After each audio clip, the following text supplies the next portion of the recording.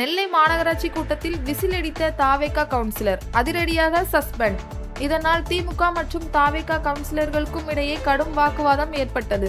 திருநெல்வேலி மாநகராட்சி மாமன்ற கூட்டம் இன்று நடைபெற்றது.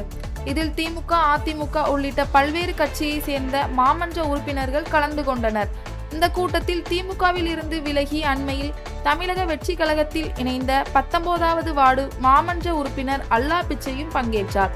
கூட்டத்திற்கு அல்லா பிச்சை தோளில் தாவேகா துண்டு அணிந்தபடியும் விசில் அடித்தபடியும் வந்தார். இதற்கு திமுக மாமன்ற உறுப்பினர்கள் கடும் எதிர்ப்பு தெரிவித்தனர். மாமன்ற கூட்டத்தை கட்சி கூட்டம் போன்று நடத்தக்கூடாது என்றும் மன்ற நடவடிக்கைகளுக்கு இடையூறு ஏற்படுத்தும் வகையில் நடந்து கொள்ளக்கூடாது என்றும் அவர்கள் தெரிவித்தனர். இதனால் திமுக, தாவேகா மாமன்ற உறுப்பினர்களுக்கு இடையே கடும் வாக்குவாதம் ஏற்பட்டது.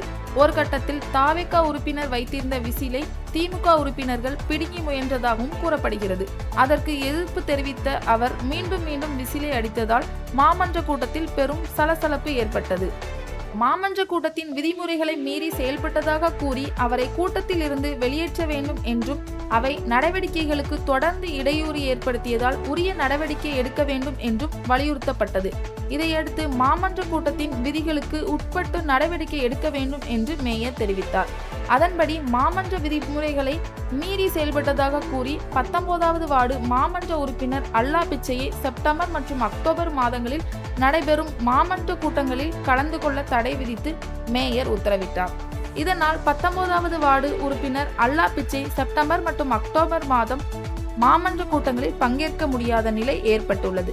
இந்த விசில் சம்பவத்தால் நெல்லை மாநகராட்சி கூட்டத்தில் சிறிது நேரம் பரபரப்பு ஏற்பட்டது. இந்த செய்திகள் உங்களுக்கு பிடித்திருந்தால் உடனுக்குடன் செய்திகளை தெரிந்து கொள்ள நம் குயிக் நியூஸ் தமிழ் சேனலை சப்ஸ்கிரைப் பண்ணுங்கள்.